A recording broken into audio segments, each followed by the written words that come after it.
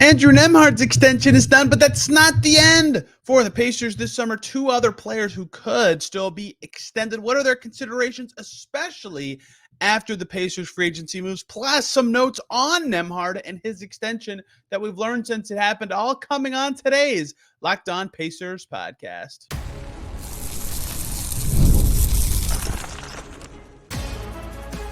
You are Locked On Pacers, your daily Indiana Pacers podcast, part of the Locked On Podcast Network, your team every day. What up, y'all? Happy Tuesday, and welcome into another edition of the Locked On Pacers podcast, where we, of course, talk about the Indiana Pacers. As always, my name's Tony East. I cover the team for Forbes and SI, and today I am back home from vacation. I had a nightmare time traveling. It's 3 a.m, and we are talking more about contract extensions. Lots of roster churn for the Pacers in the last week. And Nembhard gets an extension last week. James Johnson gets signed. Two-way guys come in the door now. I want to talk about the two other big extensions because, remember, I said before last Thursday I was going to do a whole show on the extensions for the Pacers this summer. Took all the notes, did all the stuff I wanted to do, and then Andrew Nembhard actually extended. So we replaced that show with that. And now we're here today where we can actually talk about the rest of that, because that is usually the step after signing players for teams. Okay, who should we extend now? What long-term considerations do we have? And now that Nembhard is extended, we have some stuff to talk about with him. What went into that from some reporting, plus some other teams with interest in him. We start, though, with extensions. Two players left for the Pacers this summer who are extension eligible, and that is TJ McConnell and Isaiah Jackson. The undercurrent to note for both guys is the same thing that I've been talking about for a lot of the summer, including a whole show with Yossi Goslin, and that's that the Pacers' financial situation in future seasons is tight. They have to be careful on how they give out their money going forward after keeping their core. And that is a good order of operations. Lock up your team, figure the rest out later. But it's an important note for both of these guys. I propose we start with TJ McConnell, who was eligible for the same type of extension Nembhard got. It peaks at a value of about 4 years, $81 million-ish in total at the max. Now, that doesn't mean that's what McConnell would get. He could get up to 4 years and up to $81 million, and as low as 1 year at the minimum, which he would not take. But that is the parameters it would fit in. He's, of course, not worth 4 years, $81 million at age 32. But what is he worth to the Pacers? And what is that worth to them locking into it now instead of waiting a year or waiting till during the season or seeing how that goes this year? Because the trouble with these is the explaining the why is so easy, right? TJ McConnell is good. Need I say more? Keep that guy. He's a good player, right? He can score. He was great in the playoffs, right? And that's a big growth point for him, given how his last postseason went, and can get by anybody, sets up an offense, fits with anybody. Awesome. That's great. He fits with anybody. And yet with these situations where it's so obvious the player is good and they fit well, you almost have to look at the reasons not to do it, which is tricky because, again, he's very good. He's among the best backup point guards in the league. Very important to me, at least in this discussion, is he fits very well in the Pacers style. Right? It's very hard for point guards to play the way the Pacers want to play the way that Tyrese Haliburton dictates the Pacers play.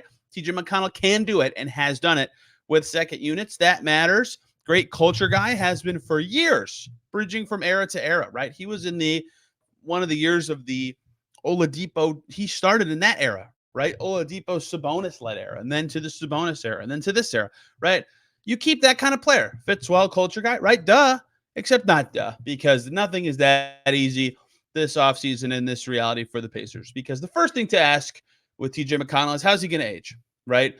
It is so unusual that a player has their best ever season by not a lot, but like a decently healthy margin at age 32, right? TJ McConnell up to scoring to way new highs while passing the ball well, while making every shot. And he turned 32 in March, right? What is that? What do you do with that? And I'm not, the timelines thing doesn't matter for the Pacers anymore. Their timeline is just winning. So if you're good, you can be on the team. Congratulations. But in terms of age of players on the team, all the Siakam born in 1994, everyone else last season who was 1992 or earlier is gone except for TJ McConnell, right? Healed Tyson McDermott. Maybe McDermott, I guess, is still out there. James Johnson's back, but not a player situation. So McConnell's the sage player, right? And so it's not a timeline thing, but how will he age? Speed is a factor in his effectiveness. Will that go gracefully because he is still smart and tricky, or will it be tricky for him to then be able to get by guys as much? And then what does that kind of player look like, right? So that's one consideration of like, do we do this? Another one is, what happens if Mathurin is just awesome this season? If Mathurin's awesome and he's handling the ball a lot more, your 3-guard rotation of Haliburton, Nembhard, Mathurin is fantastic. You have other wings who can play the guard spots. You have some ascending guards in your organization. Do you want to lock up another guy in there? You're already kind of stretching minutes as is at the guards. What if Nembhard's awesome? What if they're both awesome? Then you have a backup point guard and a guy who can play 2 all the time and fits really well. This other guy, and Haliburton's, of course, going to play a bunch. Do you have room for TJ McConnell if they're all really good? And that's like not impossible, right? It's very unlikely that both of them explode this season, but you get the reality that is possible. That is totally possible. So is it worth extending McConnell and have him be with this team for sure entering next summer with all these considerations of his age, of the rest of the roster, and of course now the reality of what they've done this summer, which is a max contract for Pascal Siakam, a Obi Toppin mid-level exception size contract, an extension for Andrew Nembhard. All of a sudden, they've added money for next season. They signed Johnny Furphy, which is a small deal, but it's not nothing. They have a first-round draft pick next year. It's going to be hard to afford all these guys. If they sign McConnell to an at-market value-ish deal, they might not be able to keep Myles Turner, maybe, but they might have to trade somebody away. So is it worth extending McConnell to basically have the same team again next year without making some very tough trades? Maybe. He's good and he fits very well. I already made the case. In fact, I think he is a guy they should be interested in keeping around as their backup one. The other question to ask is, would a McConnell extension make him more tradable than he is right now? That's a key consideration. If it makes him less tradable, then it's probably not something the Pacers should consider anyway, because of his salary situation and because of where the Pacers are trending. And I think a deal about his current salary going forward would not be less tradable. In fact, I think with more years, it would be more tradable. But if it's a raise or a significant raise over significant years, maybe it would be. So thankfully, for a lot of the questions I just asked, TJ McConnell can be extended from the day you hear this, which is coming out on July 30th, until next June 30th. He can be extended at any time during the season, before the season, after the season, technically, although that never really is a thing. So that means they can assess this, right? Maybe the season starts and he looks awesome and is aging well, and their other guards aren't popping like crazy, and he is willing to settle or whatever. He is willing to take it and at market deal, and hey, they get it done, right? Like into the season, learning that information matters. It's less common, but it matters. So that does help in that they don't have to answer these questions before getting any more information. But if they get more information and it makes them more likely to want to extend McConnell, it also can make TJ McConnell say, hey, I'd like to get to unrestricted free agency because I'm playing well. So there's a lot of moving parts here that make me think after the Nembhard extension especially, this is leaning toward no, but it's still possible. Again, he's a good player who fits very well. You can never totally rule those out. What would the value be? What would the contract actually be? Right, D'Anthony Melton this summer, great bench guard coming for Golden State. He got the full mid-level, $12.8 million, but 1 year at that. Chris Paul, an actual point guard, a very good point guard, probably better than TJ McConnell right now, $10.5 million. Another bench guard, Buddy Hield, who Pacers fans know well, $9.5 million, right? Not a lot of good comp backup point guards this summer, but last summer there were a bunch. Gabe Vincent got $11 million per year. Kobe White got $12 million. Trey Jones got $10. Adebayo got $7. So you kind of have your range of what you're looking for. It seems like the top end to me is somewhere in the 10-11 range, right? Probably a little below that Chris Paul number. That Melton number is probably higher because he can play the wing. And then the low number would be that Dosunmu $7 million number. So what about like 3 for $25, right? Would McConnell do that? Would the Pacers do that? Does that make sense for them to pursue? I don't know. But that is kind of the range that clicks in my head when I think about this, because how many minutes is he really playing if Nembhard is better, or they already invested in Nembhard, or if Mathurin's better, right? Even last year he was at 18 a game. That was he played his, people don't realize this because he finished the season so strong. TJ McConnell played his fewest minutes per game of his whole career last year. And that could be part of his effectiveness, but there's still a cap on what that is. And it upped in the playoffs. He's a great player. I'm not trying to dampen anything he did. These are just factors to consider in an extension. So to me, this comes down to a couple things. The years matter a lot because of his age. And if he's willing to wait into the season but still do it so they can get more information, that would also matter. But this seems like a no to me unless he is willing to take 2 or 3 for sub what he makes right now. And that's kind of rare in the NBA. So I predict this does not happen, but I also predicted a Nembhard extension would not happen, and it did. So what do I know? But I have explained my reasoning. I hope that it at least makes sense to you. And yet I think the Pacers, if they extended McConnell, I would get it, but I would have a lot of questions then for what happens next with Myles Turner. Isaiah Jackson is also extension eligible. Let me tell you, that one's probably even harder than this one, and yet there are routes to it yet, as we've seen with many rookie extensions of recent situation. Let's talk about that one coming up here next on Locked On Pacers. Quickly, first, though, let's talk about GameTime, an authorized ticket marketplace of Major League Baseball that makes getting tickets faster and easier. Prices on the app actually go down the closer it gets to first pitch. With killer last-minute deals, all-in prices, views from your seat, and their lowest price guarantee, GameTime takes the guesswork out of buying MLB and other tickets. It is the best way to get tickets to whatever event you're going to. They've got their last-minute deals. You can save up to 60% buying last-minute tickets for sports, concerts, comedy, theater, whatever near you. They have flash deals, zone deals, all-in pricing, a feature you can toggle. I used it when I bought tickets, so you can see your total up front with no surprise fees at the end. Their seat view feature is fantastic. Their lowest price guarantee makes you confident you're getting the best price. Every single thing that you could worry about that when you're buying a ticket to an event, GameTime takes out all that worry, takes out all the guesswork, and that is the best way to buy tickets. It's with GameTime. Download the app, create an account, and use the code LOCKEDONNBA. You'll get $20 off your purchase. Terms apply. Again, create an account on GameTime and redeem the code LOCKEDONNBA for $20 off. Download GameTime today. Last minute tickets, lowest price, guaranteed. We are back here on Locked On Pacers. Thanks for making us your first listen today and every single day for your second listen. Listen to Locked On Raptors. 1, because the Raptors had a fun offseason. 2, because that is where Canada is, or at least the Canadian NBA team. And Canada plays today. Andrew Nembhard probably has already played 7:30 in the morning. That's rude. That is rude, Olympics, because it's late for me and I have to get up early to watch Andrew Nembhard. We'll talk some Olympics later this week with another guest, Nembhard, playing for Canada. Haliburton has not played for Team USA so far. They next play on Wednesday back here on the Pacers side. Let's talk Isaiah Jackson and his extension prospects for the offseason. He is eligible for, LOL, 5 years up to his max. All right, that's not happening. So he is, like every rookie scale contract, eligible for a massive any extension. And again, it's like with McConnell. He's not eligible for that exact extension. He's eligible for up to 5 years and up to $1 billion, like Evan Mobley got or like Kate Cunningham got. I believe his max extension would be 5 years, $269 million, which is obviously not happening. We'll talk about fair price in a second, but anything that fits in that is allowed. So let's start with this. I think this is more important with Isaiah Jackson than TJ McConnell, given where their careers are and given how their careers have gone.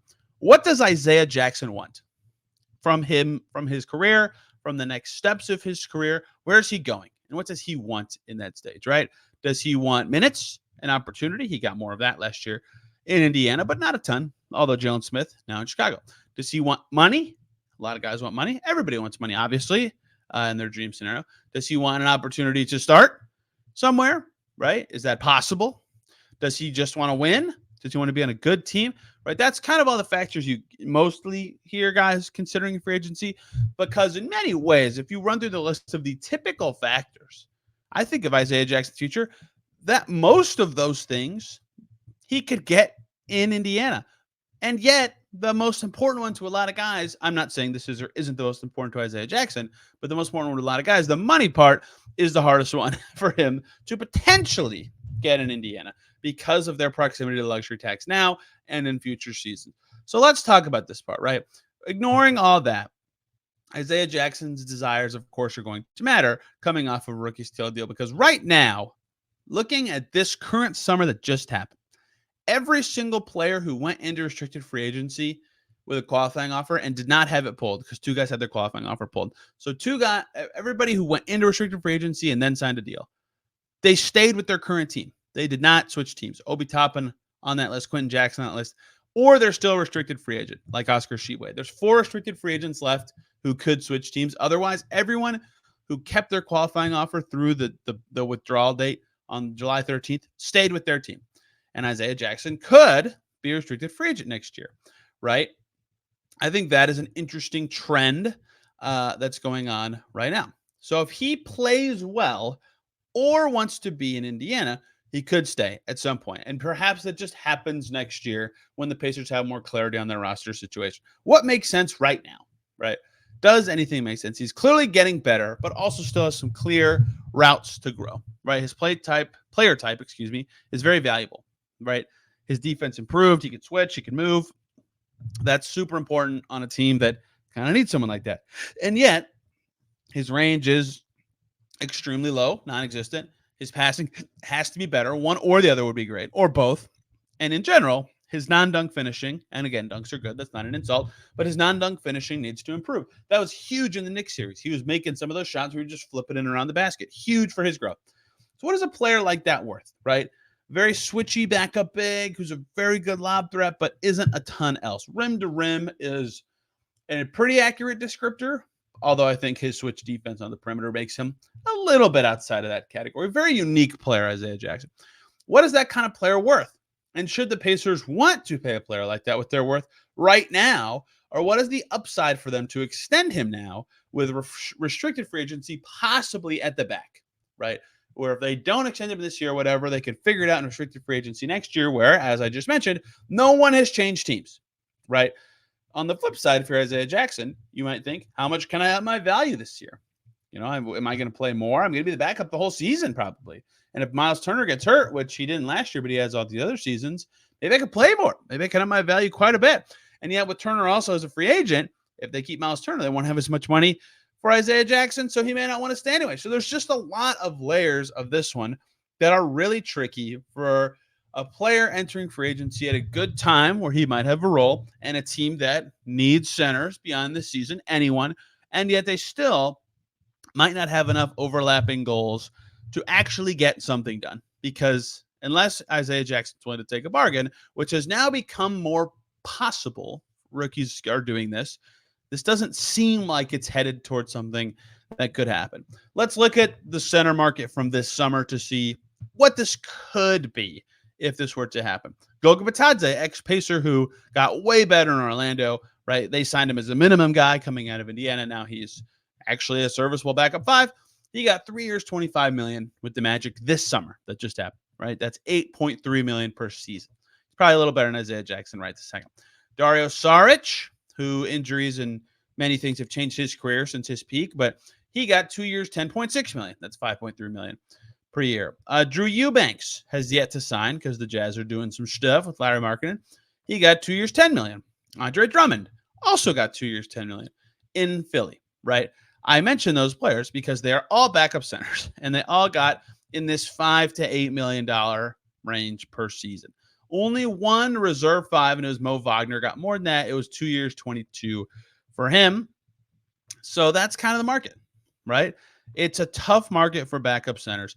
Is it going to be so much more robust next summer? No. We went through the cap space teams yesterday, right?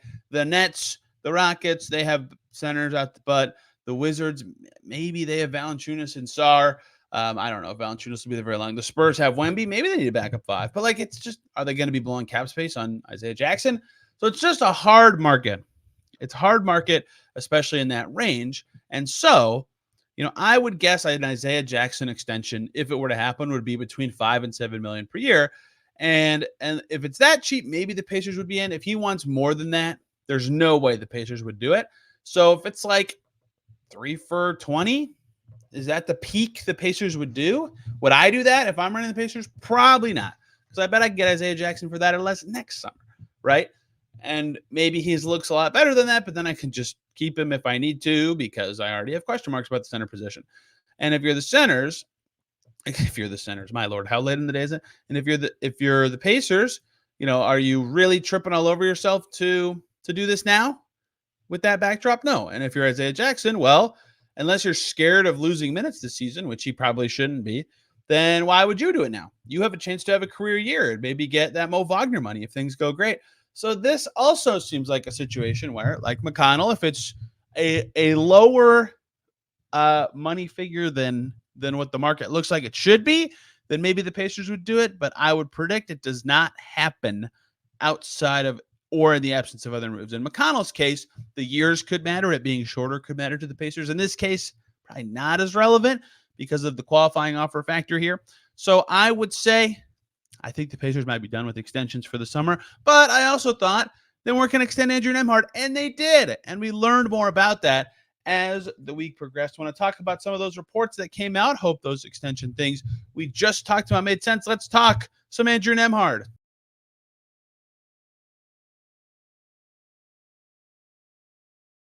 Thanks for making Locked On Pacers your first listen today and every single day. Check out Locked On Celtics next because Jason Tatum got no minutes for Team USA, joining Tyrese Haliburton in that reality for Team USA in the first Olympic game. Locked On Celtics.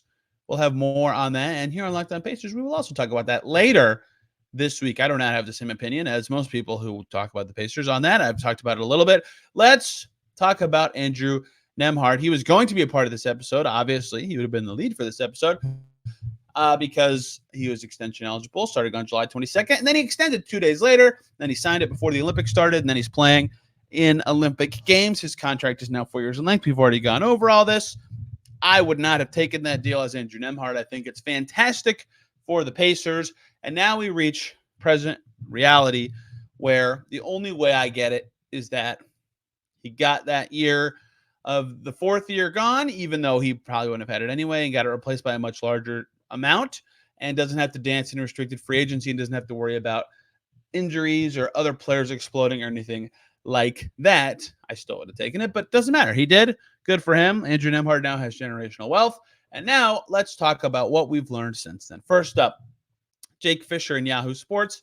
And this highlights to me, we'll get to the why in a second, something I talked about with TJ McConnell's extension and even Andrew Nembhard's when I talked about the wow factor of it.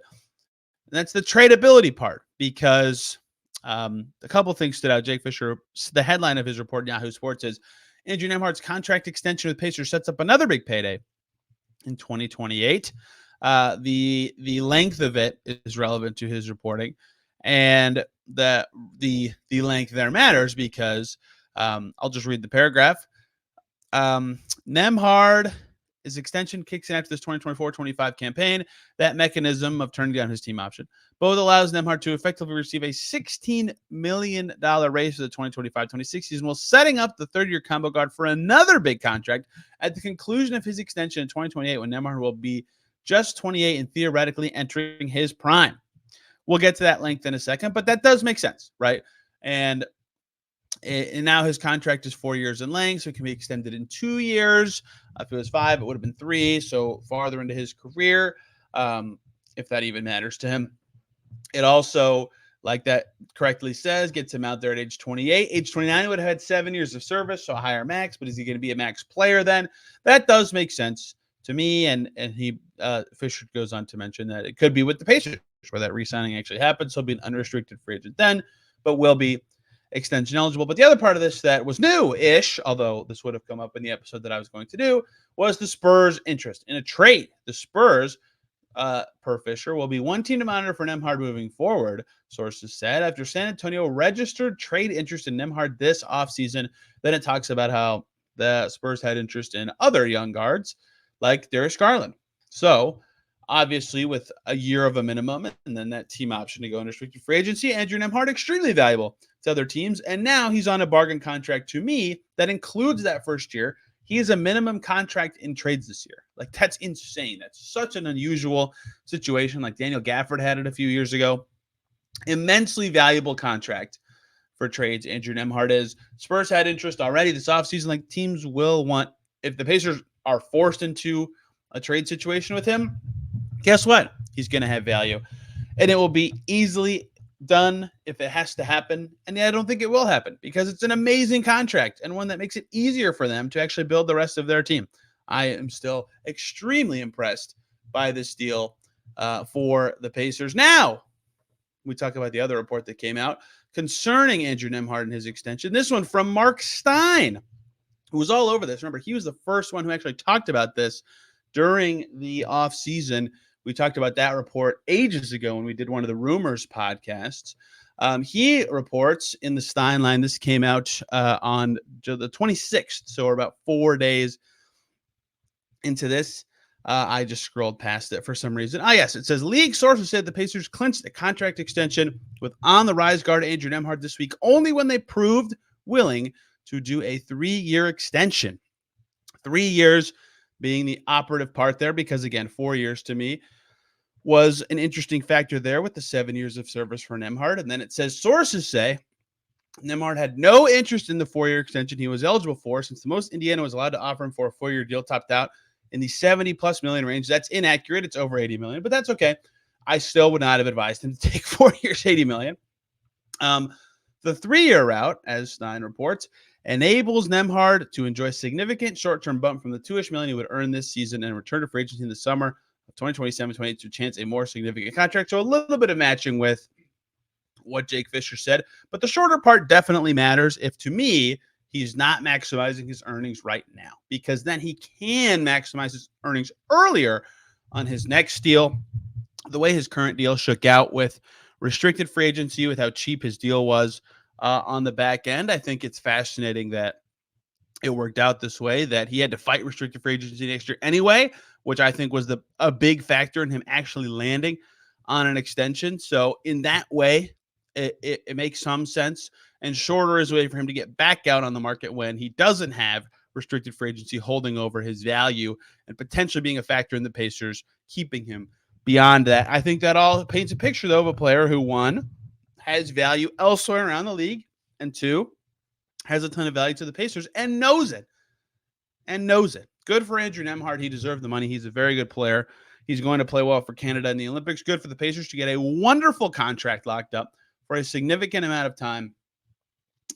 And that is the extension reality for the Pacers. 2 guys extension eligible, 1 guy with his deal done, and now they push forward with 1 two-way thing still to go. We talked about that, and we will talk about the rest of the moves the Pacers can make this summer on an episode later this week. Also later this week, tomorrow, I believe, Jake Query is going to join us to grade the Pacers summer move by move, and then in total at the end, there's a bug flying around. Sorry for my very jolty movements if you're watching on YouTube. And then Friday, we'll have a guest to talk some Olympic play and some other Pacers topics. Thank you all for listening today. A little shorter because it's super late, because I got back super late from vacation. Hope you guys enjoyed this episode. I'm on Twitter at Tony R. East, and the show's there at Locked On Pacers if you want to see the episodes, what they're about before you listen.